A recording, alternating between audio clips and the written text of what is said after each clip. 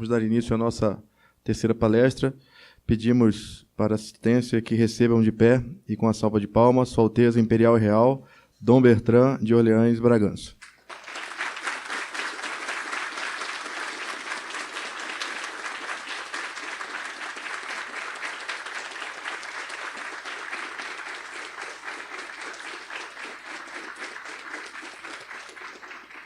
Eu felicito a Júlia Bittencourt pela iniciativa desse simpósio. Felicito os que me antecederam, ao meu caro amigo César Barrio e a brilhante exposição também da Débora Seitin. Minha senhora e meus senhores, no alto de todas as coroas há uma cruz. Essa cruz tem um duplo significado, uma dupla simbologia. Em primeiro lugar, é manter para a nação viva a ideia que o imperador, ou rei, tem um senhor ao qual terá que prestar contas, que é Deus Nosso Senhor. Um juiz infinitamente sábio, infinitamente misericordioso, infinitamente justo, mas ele terá que prestar contas. E o segundo significado dessa cruz, a segunda simbologia, é que o chefe de Estado, o rei, o imperador, deve sacrificar-se pelo seu povo. Ele existe para servir ao seu povo. Dom Pedro II, numa de suas viagens a Minas, levou junto a princesa herdeira, a princesinha Isabel.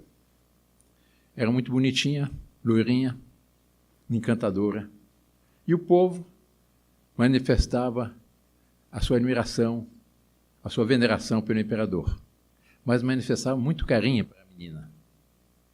E ela, na sua ingenuidade, perguntou ao seu pai: esse povo um dia será meu? Dom Pedro II respondeu: não, minha filha, você nasceu para servir esse povo. Você deve saber sacrificar-se por esse povo. E foi o exemplo magnífico que a princesa Isabel nos deu. Ela soube sacrificar-se para fazer justiça ao povo brasileiro. Ela sabia que estava no desígnio de Deus, que ela deveria sacrificar-se, ela deveria correr risco de perder o seu futuro. No dia 13 de maio de 1888, ela assinou finalmente a Lei Áurea.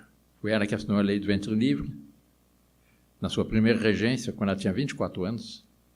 Na sua segunda regência foi aprovada a lei do sexagenário, algum tempo depois, e na terceira regência, a lei do ventre livre, a lei áurea, com a abolição final da escravidão. A escravidão não tinha sido extinta antes porque o imperador era por demais escrupuloso com relação aos direitos do parlamento. E o parlamento era escravagista. Foi preciso que subisse ao trono, na regência, uma mulher, e fazendo uso da força que as mulheres têm em certas ocasiões, criasse um incidente com o barão de Cotegipe, que se opunha à Lei Áurea, que se opunha à libertação dos escravos, e forçando a perder a demissão. Uma vez demitido, ela convidou um grande pernambucano, o conselheiro João Alfredo Correia de Oliveira, com o qual ela finalmente conseguiu que fosse extinta a escravidão, que fosse extinto o elemento servil à nossa pátria. No dia 13 de maio, festejos em todo o Rio de Janeiro. O embaixador americano estava presente, viu o povo jogar rosas para o ar, pegou uma dessas rosas, pôs no seu bolso, dizendo: eu quero levar essa rosa para minha pátria, para nos mostrar como uma questão social que custou à minha pátria uma guerra civil com quase 1 milhão de mortos, no Brasil se resolve jogando rosas para o ar. José de Patrocínio, que era afro-brasileiro, lançou-se aos pés, quando ela saiu ao balcão para agradecer as manifestações públicas no Paço da Cidade, lançou-se aos seus pés, para os mulheres aos seus pés, ela o levantou o abraçou. E depois, quando ela voltou para dentro do palácio, ela cruzou-se com o barão de Cotegipe. E ela, que tinha muita personalidade, ela era propriamente a mulher forte do Evangelho, ela teria sido uma grande imperatriz. Ela voltou para o barão e disse: barão, venci ou não venci? O barão de Cotegipe lhe respondeu: Alteza, hoje Vossa Alteza venceu, mas amanhã nós veremos ao vosso augusto pai, a vossa veneranda mãe, a Vossa Alteza e vossos filhinhos saírem barra da Baía de Guanabara fora para o exílio. Vossa Alteza acabou de perder o trono. Ela respondeu: barão, 1000 outros tronos houvesse, 1000 outros tronos sacrificaria para fazer justiça ao meu povo, ao Brasil. Ela soube sacrificar-se pelo seu povo. E Dom Pedro II, ao partir, deu uma última lição de honestidade ao Brasil. Deodoro, que não era republicano, há uma carta de Deodoro da Fonseca ao seu sobrinho, no Arquivo Histórico do Rio de Janeiro, seu sobrinho Clodoaldo da Fonseca, em que Deodoro dizia: meu sobrinho, não te metas em coisas republicanas, que no Brasil, república e desgraça completa são a mesma coisa. Ele, quando saiu ao Campo de Santana, no dia 15 de novembro de 1889, ele não bradou viva a República, bradou viva o imperador. O objetivo do golpe, o objeto direto do golpe, não era a República, era apenas a mudança do gabinete do Visconde de Ouro Preto. Mas foi na tarde do dia 15 de novembro que os conspiradores, Benjamin Constant, Floriano Peixoto, Quintino Bocaiúva, o próprio Rui Barbosa, convenceram ao Marechal Deodoro de assinar a lei, o decreto de proclamação da República. Decreto que dizia: está provisoriamente proclamada a República, e que previa, no seu artigo 7º, uma consulta popular, para saber se o Brasil de fato queriam a República, sim ou não. Como é que fizeram para convencê-lo? Foram dizer a ele que Dom Pedro II havia chamado para substituir o Visconde de Ouro Preto na presidência do Conselho de Ministros a um político gaúcho, Silveira Martins. Quando disseram isso, ele falou: não, este não, por nada nesse mundo. Por que este não? Porque ele havia disputado com Silveira Martins, quando fora ele, Teodoro, comandante da Praça de Porto Alegre, os amores da filha do Barão Triunfo. E havia perdido seus amores. Ele tinha um ódio de morte contra Silveira Martins. Aí o convenceram de assinar o decreto. Ele teve a fragilidade de assinar o decreto. Algum tempo depois ele dizia: se essa bagunça continua, eu chamo o velho de volta. Aí Floriano Peixoto o depois, forçou a sua renúncia. Mas Deodoro, sabendo que o imperador, depois de ter sido, durante 58 anos, imperador de jure do Brasil, e 49 anos imperador de jure, e de fato saía o exílio com a roupa do corpo, Deodoro enviou uma mensagem para oferecer uma dotação para ele ter um exílio dourado. Então, 5.000 contos de réis. 5.000 contos de réis era muito dinheiro. Calculem que 1.000 réis era 0,9 gramas de ouro.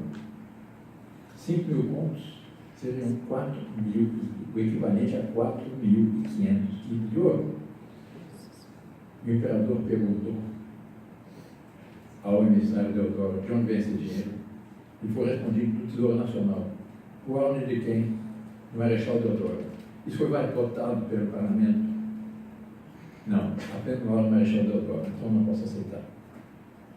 Porque nenhum brasileiro tem o direito de tocar um vintém do Tesouro Nacional sem autorização do Parlamento. Assim terminou a nossa monarquia. Com esse exemplo de abnegação, Dom Pedro II saiu pobre do exílio. Algumas vezes depois de embarcar em Lisboa, ele estava no Porto, quando faleceu a imperatriz Dona Teresa Cristina, faleceu do esposo. Ele não tinha sequer dinheiro para enterrar a sua esposa. Como português rico, quem pagou os exéquios da nossa imperatriz.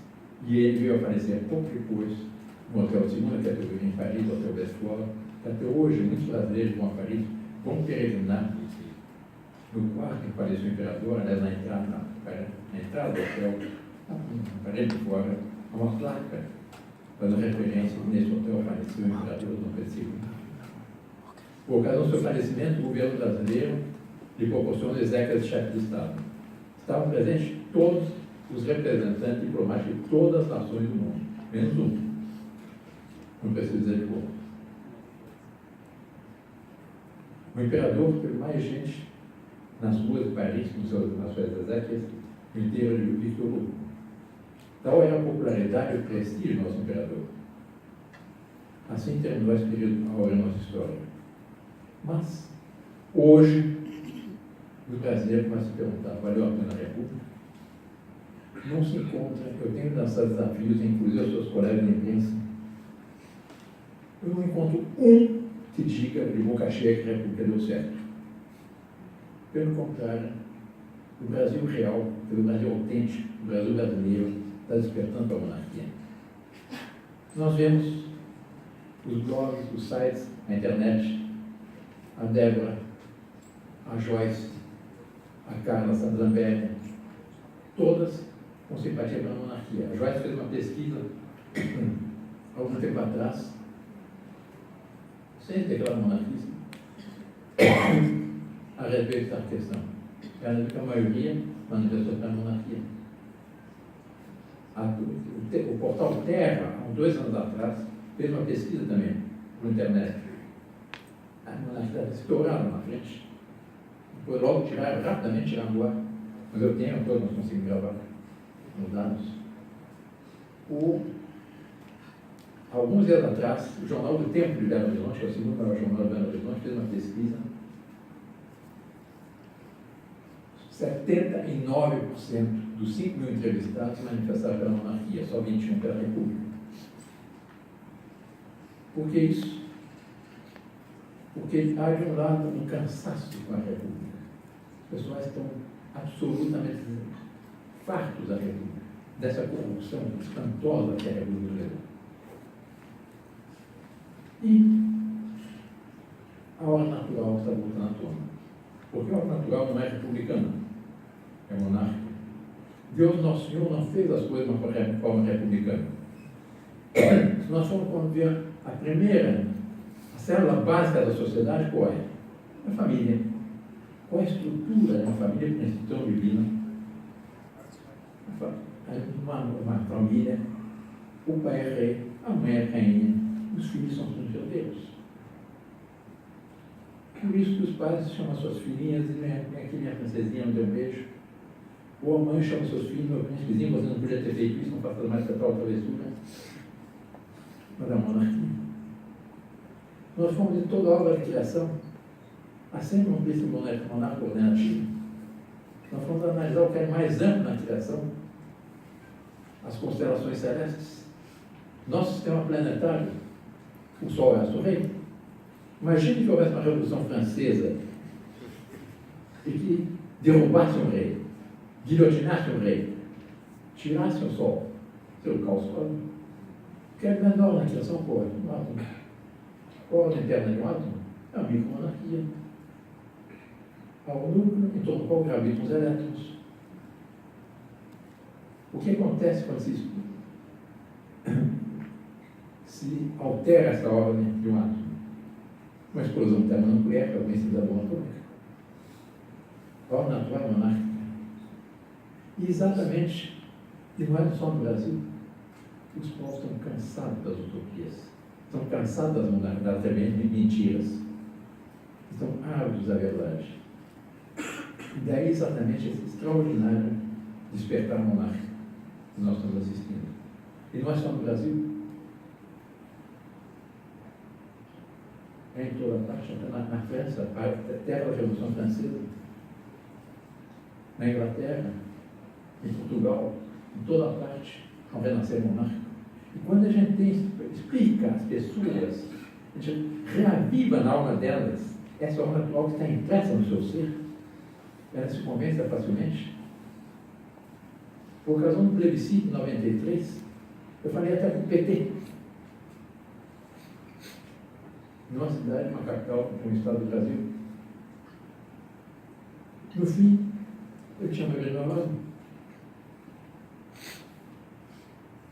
Havia um que não entendia as explicações que eu dava. Um dos líderes do PT, disse: olha aqui, companheiro, eu vou lhe explicar. O que o príncipe está dizendo é o seguinte: numa república, a gente vai pedir um favor, e o político faz esse favor, mas é em troco.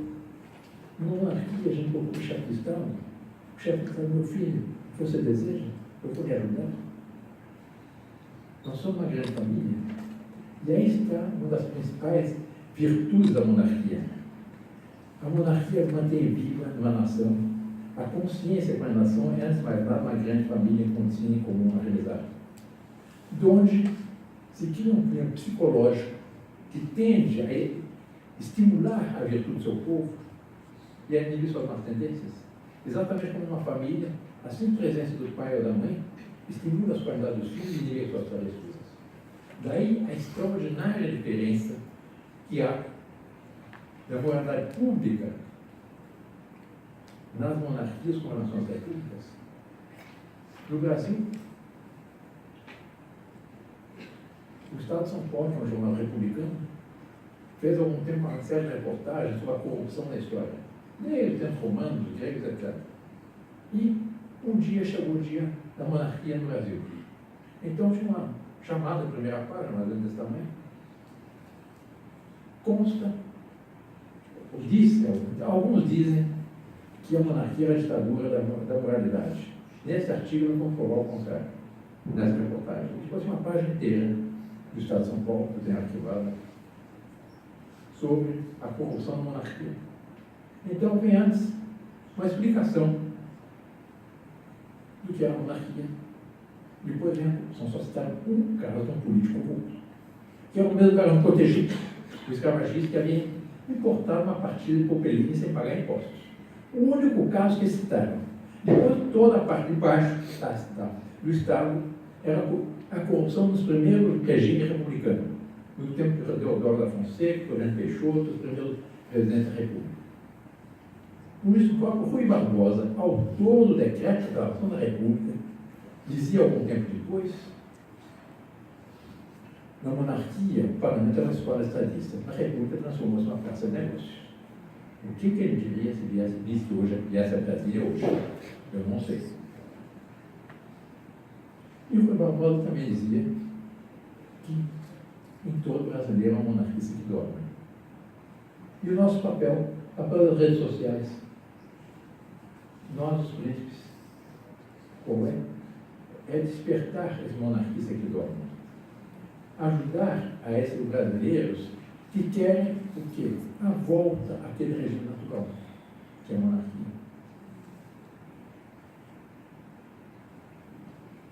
Esta é a realidade. Essa é o natural, é consonante do nosso ser. Deus Nosso Senhor pôs na criação uma série de princípios. A própria lei natural diz, São Paulo, que a lei natural é a lei escrita pelo dedo de Deus na alma do homem. As crianças, todas nascem monarquistas. Depois são corrompidas pela propaganda republicana. Mas as crianças querem saber de princesinha, de príncipezinho, de reis, de rainhas, etc. Nenhuma criança nunca viu uma criança brincar de presidentezinho, primeira daminha, ou coisas assim. Então, natural monarca. Se uma das senhoras aqui presentes fosse abrir uma loja com roupas infantis, pudesse responder entre dois nomes: a princesinha ou a filha da primeira dama, qual escolheria? Escolhesse a primeira dama, que era o mesmo destino da Dilma, que a única empresa que ela organizou foi uma loja de produtos de 90 centavos que faliu. Aliás, ninguém reza no Padre Nosso. Venha a nós vossa república. Se o juro que reza, venha a nós vosso reino, seja feito vosso vontade, na terra como no céu. Esta é a realidade. Obra natural que joga no seu favor. E do ponto de vista democrático. Do ponto de vista democrático. São Tomás de Aquino, que é certamente o maior dos filósofos que houve na história, ali está o professor Nelson Gomes, grande tomista, está fazendo gesto de humildade por todo mundo católico. São Tomás de Aquino, que trata de absolutamente tudo que se pode imaginar. Não há tema que ele não contra possa em São Tomás. Ele justifica, ele dá a entender quais são as diferenças da monarquia e da república. Como é que surgiram as regimes? E São Tomás é muito interessante porque ele é um filósofo, o professor Nelson Gomes sabe isso melhor do que eu. Ele é realista, ele parte da realidade concreta para chegar às conclusões mais elevadas. Ao passo que os outros filósofos, Kant, Hegel, eles são muito de loucos. Kant já estava um cancista pelo presente. Kant morreu louco. Mas eles partem das ideias para a realidade. São utopias. Mas São Tomás, para explicar, ele parte de uma realidade com acesso de todos. Ele diz que o homem é o único animal que é capaz de sobreviver sozinho. Aos demais animais, Deus, quando os criou, lhes deu couros, pelos para proteger do frio, garras, caninos,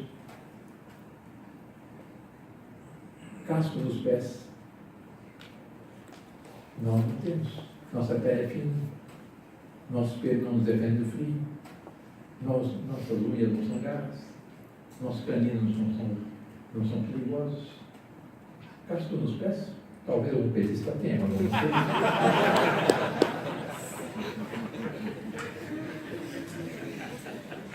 Mas Deus, na sua infinita sabedoria, nos criou a sua imagem e semelhança. E nos deu uma responsabilidade. E explica a ele, na noite dos tempos, os primeiros grupos humanos foram se distinguindo de uma forma natural, espontânea, orgânica. As lideranças. É o mais sábio, o mais abnegado, o mais corajoso, o mais forte. Mas de uma forma ou de outra, foram se distinguindo essas lideranças. E se formava um vínculo de afeto e confiança entre o líder e o liderado, de proteção e serviço entre o líder e o liderado, sendo que o líder, o que é mais, tem que servir mais e tem que proteger mais do que o que é menos. Por isso, um dos títulos mais bonitos do Santo Padre, do Papa, é servo, servo, homem dei, sou servo do servo de Deus. Além mais do que isso, que os servos em latim quer dizer os escravos dos escravos de Deus. Porque é o primeiro que deve servir.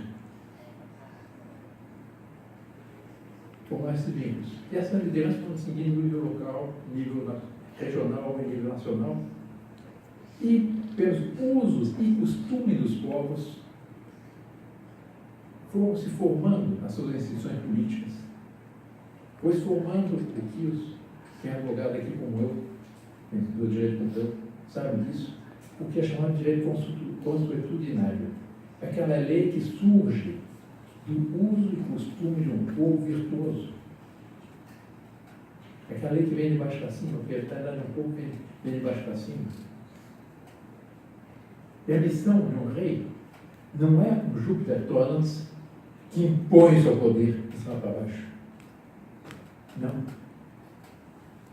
Ele tem que fazer na sua nação o papel do maestro na orquestra. O que faz o maestro? Ele não toca nenhum instrumento, mas ele é capaz de estimular a todos, ao conjunto daquela orquestra, a cada um deles dê o melhor de si. Que realizem a sua vocação, que se realizem plenamente, que faça germinar e frutificar aquela semente magnífica que Deus nos Senhor pôs na alma de cada homem ao criar. Esse é o papel do rei. Os reis têm incomparavelmente menos poder do que qualquer presidente da República. O grande rei Luís XIV, o rei absoluto, o rei sol, o rei que dizia o Estado, deitar-se igual, o Estado sou eu, que é uma mentira histórica, tinha muito menos poder do que qualquer presidente da República mais democrática das repúblicas. Ele não passava diante de uma senhora sem seu chapéu, fosse era uma princesa, uma duquesa, uma cavaleira, ele tirava o seu chapéu. Ele não cruzava um município sem pedir autorização do burgomestre. Havia esse respeito ao seu povo. Porque governar não é o que se entende hoje administrar. Eu costumo colocar um pouco de história e dizer o que é um bom governante? Um administrador. Um bom administrador. Ele é perfeitamente errado. Governar não é administrar. Governar é orientar. Governar é estimular. Governar é coordenar. Governar é apenas aquilo que é estritamente indispensável administrar. Um bom chefe de Estado, ele deve procurar exatamente orientar ao seu povo para que venha realizar os desígnios de glória, os desígnios de grandeza que lhe estão reservados no plano da divina providência. Esse é o papel de um rei, de um chefe imperador. Esse papel deveria ser de qualquer chefe de Estado, mesmo que fosse república. Mas são tomados depois, diz, como é que nasceu as repúblicas? Foram exatamente não realistas, que passaram a ver a realidade como Deus a fez, e deduzir daí os grandes princípios. Não, tiveram uma ideia. Um dos quais foi Platão. Escreveu a República, no qual já havia uma eleição, todos iam decidir, pela maioria, o que deveria ser feito. Por tal fracasso, o próprio Platão, na sua penúltima carta, refutou o livro dele, a República.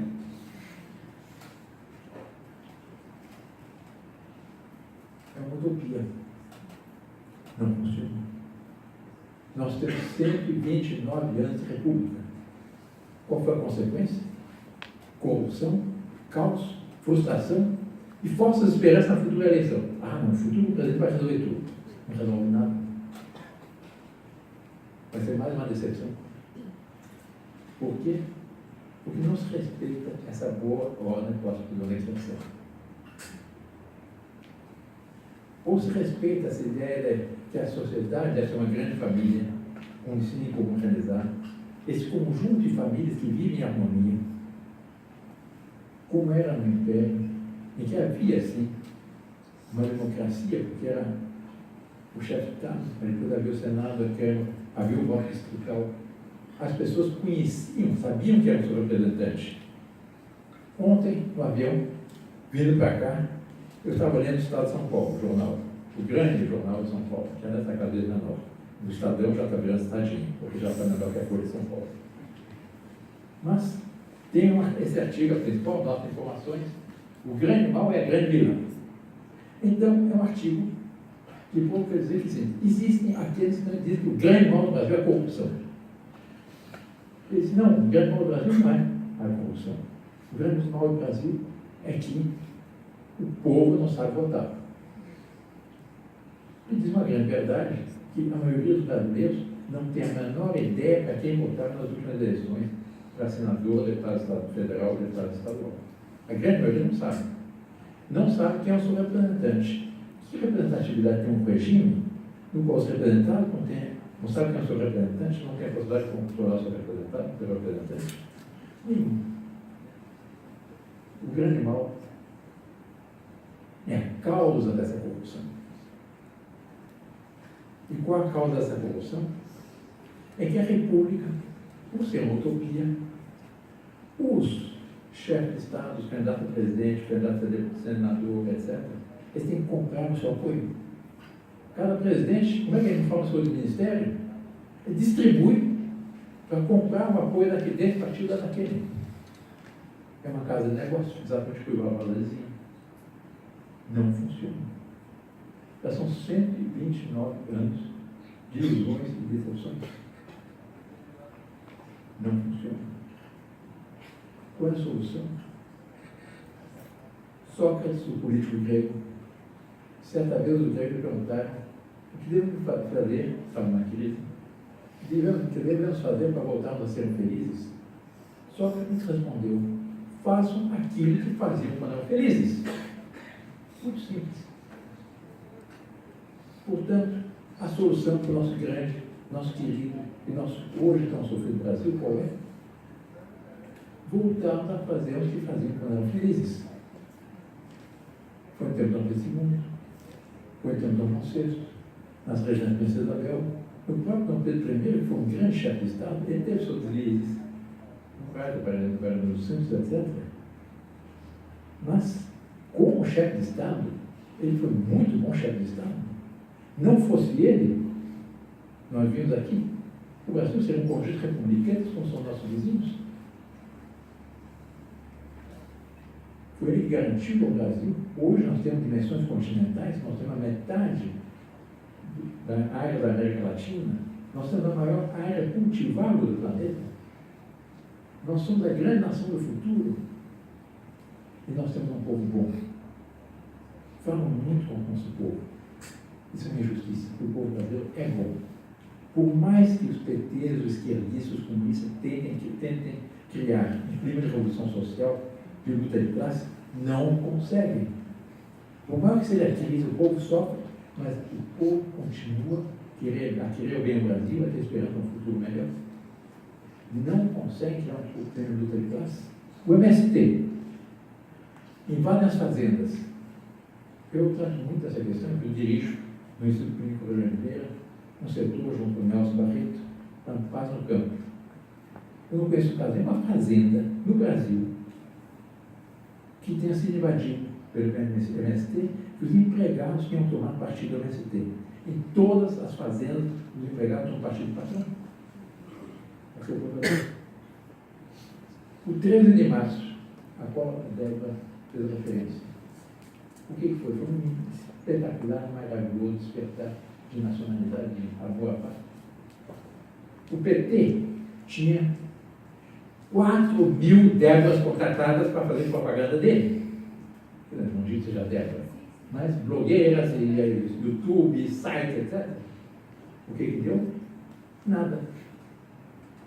A manifestação dos, assim chamados coxinhas, tinha 2 milhões de paulistas na Avenida Paulista. A dos mortandelas. E mortandela por quê? Porque cada um recebia um sanduíche de mortandela. Eu assisti isso. Porque eu moro na Rua Itápolis, em São Paulo. A Débora já esteve lá em casa. Eles passavam, os petistas, foram pagos em um ônibus, e havia vários locais de estacionamento. Um deles era ali perto de casa, na Praça Charles Miller, era no Universidade de Pacaembu. Depois, a Rua Itápolis é uma rua que sobe em zigue-zague até a Avenida Paulista. Então, passavam todos diante de casa. Todos eles, a gente vê que a gente recolhida, paga, nos subúrbios de São Paulo, sabe Deus onde, com seu sanduichinho de mortandela, no papel amarelo brilhante, ainda fizeram o erro, fazer um papel amarelo brilhante. O sanduichinho de mortandela tinha seu dinheirinho. E reuniram o quê? Digamos 100 mil pessoas. Do outro lado havia 2 mil pessoas, movidas pelas redes sociais. Esse é o Brasil autêntico. É esse Brasil que se trata de despertar. Em todas as manifestações havia a bandeira do Império. Nós, eu, meus sobrinhos, meus irmãos no Rio, fomos convidados para subir nos carros de som a falar e fomos muito aplaudidos. A bandeira que nós tínhamos tinha 48 metros de quadrados. 48 metros quadrados. Estava lá. Isso é uma coisa bem brasileiros. Eles pegaram como é que vai? Uma cerca da bandeira de 48 metros. Eles pegaram uma bolinha de cera, um estilingue, jogaram uma bolinha de cera presa num fiozinho bem fininho. O estilingue pegou nos arcos dos braços, daqueles postes bem no centro da Avenida Paulista. Daquela fiozinho, puxaram uma cordinha cada vez maior, depois hastearam a bandeira. Estava lá a bandeira, tremulando, uma bandeira imensa, na Avenida Paulista. Depois fizeram bandeira em toda a parte. Tinha uma na 23 de maio, que foi posta numa manifestação no fim de agosto, até o dia 7 de setembro, estava lá ainda, na 13 de maio, não, 23 de maio, estava lá pendurada, numa placa de trânsito, dessas placas de trânsito congestionado, não ande colado no carro da frente, etc. Tem essas que cruzam a Avenida Paulista. Eu não sei como é que eles conseguiram pôr naquela ponta essa bandeira. Estava lá a bandeira ainda. Na Rússia agora tinha uma bandeira. Na Rússia tinha a bandeira do Império? Em toda parte tinha a bandeira do Império. O que é? É esse Brasil real que está despertando. E nosso papel qual é? É ajudar esse Brasil real a despertar. E esse é o nosso futuro.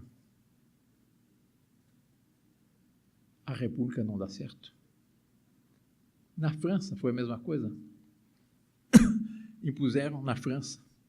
André fez referência ao aborto. Aliás, vai haver uma manifestação sábado em São Paulo contra o aborto. Que as abortistas, tentando aproveitar o embalo da aprovação do aborto na Argentina, estão querendo fazer uma manifestação em São Paulo. E os monarquistas e os paulistas de bem, que defendem a família, estão programando uma contra-manifestação amanhã não, sábado, no dia seguinte, portanto, em frente à Record, na Avenida Paulista. E no Rio, amanhã, estão se reunindo para defender a Igreja Candelária, porque esses abortistas, na sua maldade, estão querendo invadir a Igreja Candelária para fazer uma manifestação a favor de um pecado monstruoso, que é o aborto. Imagine que uma mãe matar o seu próprio filho no seu seio. Quanto mais indefesa é a vítima, pior o crime. E uma mãe que mata o filho é um grande monstruosidade inimaginável, mas esses abortistas querem invadir a Igreja Candelária amanhã, uma manifestação pelo aborto. E os cariocas, nós fizemos uma convocação a todos os monarquistas do Rio também, que vão à Candelária para defender a Candelária, defender a casa de Deus. Mas na França, o governo Hollande, que é um governo socialista, o governo anterior, forçou a aprovação contra todas as pesquisas do chamado mariage pour tous, casamento para todos. Quer dizer, na França não há mais diferença entre casamento homem com homem, mulher com mulher, homem com mulher, etc. Não há mais diferença. Saíram 1 milhão de pessoas às ruas de Paris contra essa medida. O governo ignorou olimpicamente, impôs a lei. 2 dias depois, o governo decretou que, a partir de 2018, que era desse ano, era obrigatório em todas as escolas da França ensinar ideologia de gênero, que é uma outra monstruosidade inimaginável. A criança, até os 17, 18 anos, pode dar um crime e existe a minoridade penal, só pode ser imputada penalmente depois dos 18. Mas pode escolher, com 7, 8 anos, é estimulado a isso, se vai ser homem ou mulher. Foi imposto pelo governo francês. Saíram 2.000 pessoas, chamada, em francês, na França, deram a Génération Manif pour tous, a geração manifestação para todos, que era essa manifestação de 1 milhão de pessoas na rua de Paris. E, perplexidade, de onde surgiu isso? O jornal La Croix de Paris diz, não fomos, que é do arquidiocese, diz, não fomos nós, os eclesiásticos, não foram os pais. De onde surgiu isso?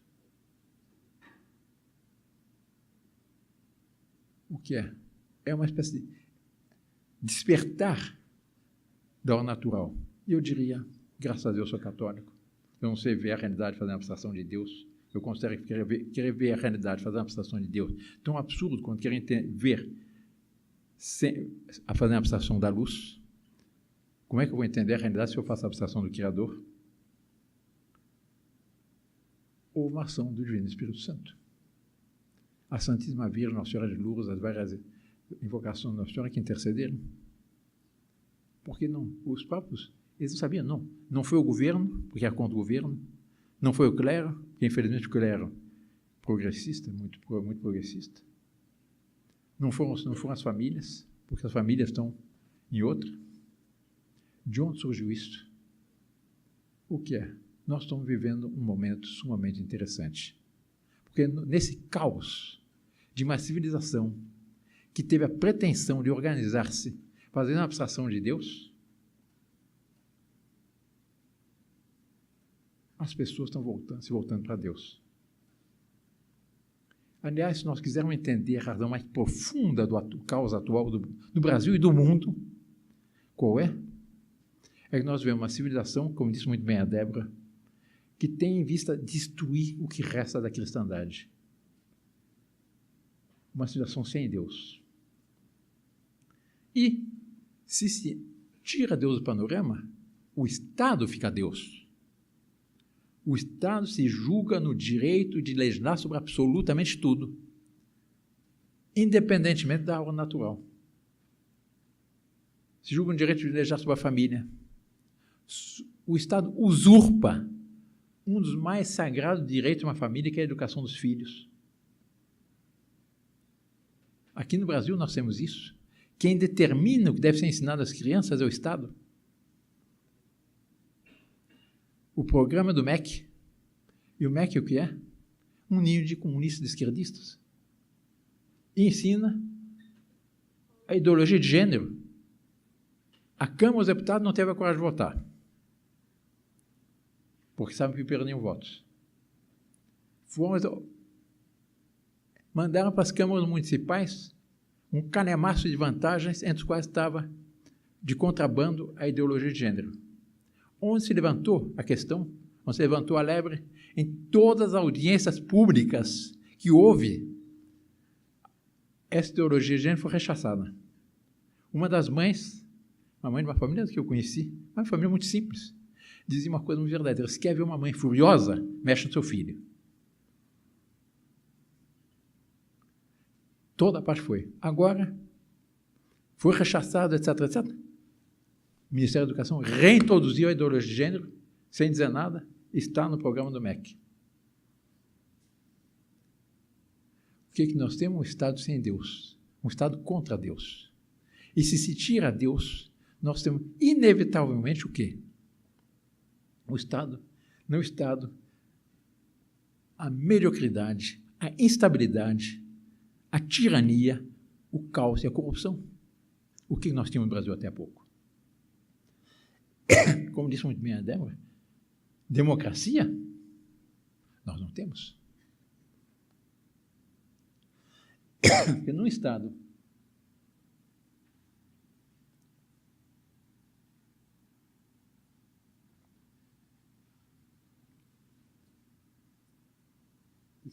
que se julga no direito, legislar sobre aqueles direitos fundamentais que surgem, não da Declaração dos Direitos do Homem da Revolução Francesa, que, aliás, pouco se fala, mas o texto original da Declaração dos Direitos Humanos da Revolução Francesa foi escrito em pele humana, de condenados que foram guilhotinados. Essa é a realidade. Ninguém diz isso. Mas esses direitos fundamentais, que resultam no fato de nós sermos filhos de Deus, no fato de nós termos sido criados à imagem e semelhança de Deus, e por termos sido criados à imagem e semelhança de Deus, nós somos livres e inteligentes, e nós não necessitamos de um Estado que esteja querendo regulamentar toda a nossa vida de cima para baixo, com mínimos detalhes, como é a legislação brasileira. Nós temos, desde no Brasil, de 1988, quando entrou em vigor a atual Constituição, até hoje, nós temos mais de 5 milhões de leis, decretos, regulamentos, portarias, etc. Um caos. Eu tenho certeza que há outros formados em direito aqui presentes. Das normas essenciais, que é do direito velho, do direito romano, nós aprendemos, qual é? Plurem lex pessima res publica. Quanto maior o número de leis, pior a coisa pública. Mas por que nós temos uma tal enxurrada de leis? Parte por demagogia, mas parte, sobretudo, porque esses legisladores, com raras exceções, têm a pretensão de reorganizar a nossa vida toda eles, e não nos deixar liberdade para escolher, para fazer o que nós queremos, etc. O Papa Bento XVI dizia numa de suas encíclicas, ele dizia assim: nós não necessitamos de um Estado que esteja querendo regulamentar toda a nossa vida. Isso é contra o direito natural, contra a liberdade, as verdadeiras liberdades que surgem do fato de nós sermos filhos de Deus. A República, o que é? Exatamente um regime que teve a pretensão de banir do nosso firmamento a Deus. A República, vamos mais longe, fala no Estado laico. A República de laico não tem nada. Quem foram os proclamadores da República? uma seita positivista. Ordem e progresso era o quê? Era o lema dessa seita. Assim como o lema da República Francesa é Liberté, Égalité, Fraternité, ordem e progresso era o lema dessa seita positivista, que dizia que não há Deus. O que isso é o concreto. Então, nós vamos pôr ordem e progresso no Brasil. Funciona? Funcionou? O Brasil é um país riquíssimo, um povo muito bom e trabalhador, um povo cristão, e nós estamos nessa crise. Culpa de quem? Da República. Solução? Sócrates já sugeria: façam aquilo que faziam quando eram felizes. Tragam de volta a nossa pátria para as vias gloriosas que lhe foram traçadas pela divina providência, que lhe foram indicadas quando Deus Nosso Senhor pôs nosso firmamento Cruzeiro do Sul, da terra de Santa Cruz, que nasceu como tendo o primeiro monumento, uma Santa Cruz, como primeira ato público da sua história, uma Santa Missa. Quando pela primeira vez esteve nossa pátria, o seu corpo, alma e sangue e divindade, na Santa Missa celebrada por Frei Henrique Coimbra, ao pé dessa cruz. O verdadeiro caminho nos está indicado pelo Cruzeiro do Sul. Vamos restabelecer no Brasil exatamente um regime que corresponda a essa boa ordem posta por Deus da criação. Essa é a única solução para a nossa pátria. Não há outra solução. Enquanto nós não restabelecermos essa ordem cristã, essa boa ordem posta por Deus, enquanto nós não trouxermos, a monarquia não é um retorno, é uma retomada de um caminho. Nós somos desviados. Vamos repor nossa pátria nessas vias gloriosas com as quais todos nós sonhamos. Essas vias gloriosas nos são reservadas nos planos da divina providência. Para isso que Deus Nosso Senhor nos ajude, nos abençoe, nos dê força para continuar essa batalha. Com a certeza que, muito antes que eles esperavam, a monarquia será restaurada. Eu dou um exemplo histórico.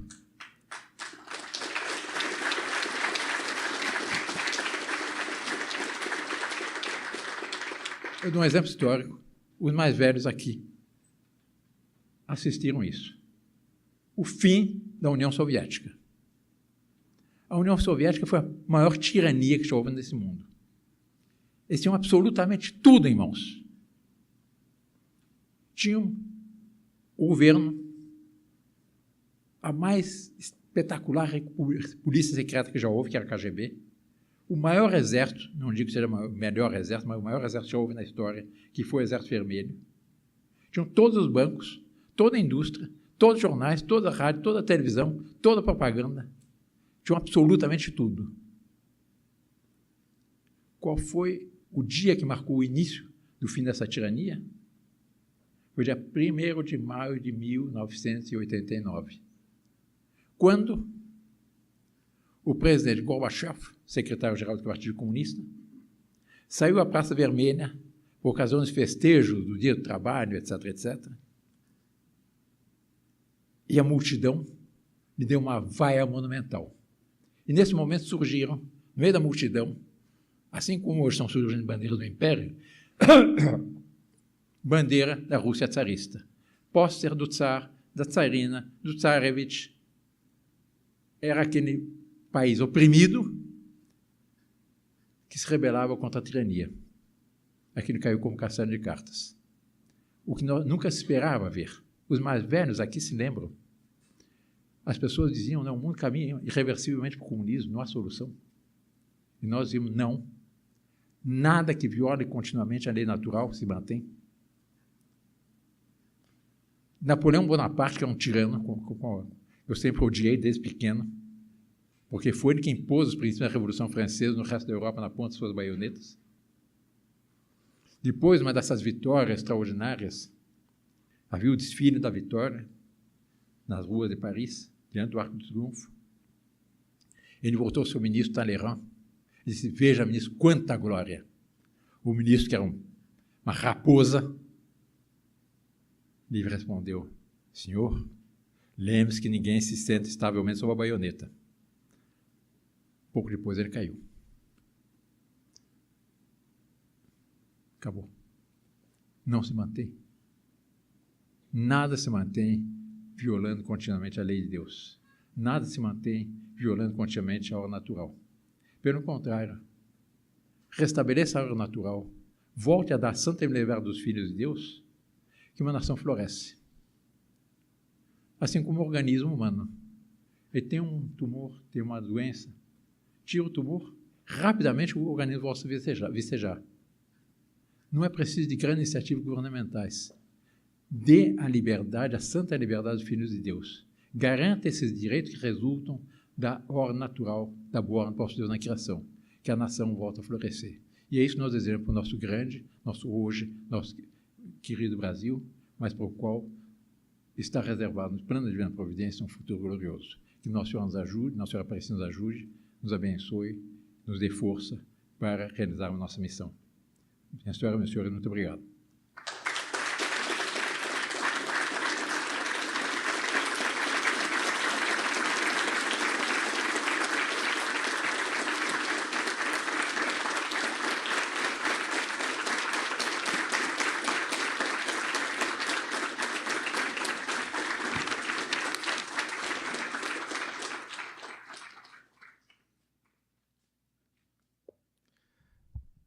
Convidamos o Pedro, mais jovem integrante do Movimento Brasília Capital do Império, para entregar uma lembrança para Sua Alteza Imperial e Real, Dom Bertrand. Dom Bertrand, esse desenho foi feito pelo próprio Pedro, iniciativa dele, um desenho do senhor e de Sua Alteza Dom Luís.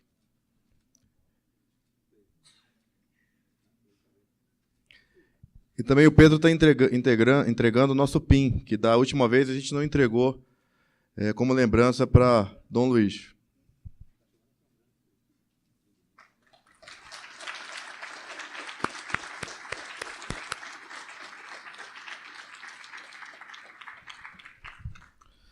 É com grande felicidade que encerro os trabalhos nesta noite. Tenho certeza que foi um momento único de aprendizagem e amor ao nosso país. Agradecemos aos palestrantes pelo tempo disponibilizado, às pessoas aqui presentes. Os palestrantes receberão os agradecimentos após o nosso encerramento. Obrigado a todos e tenham uma excelente noite.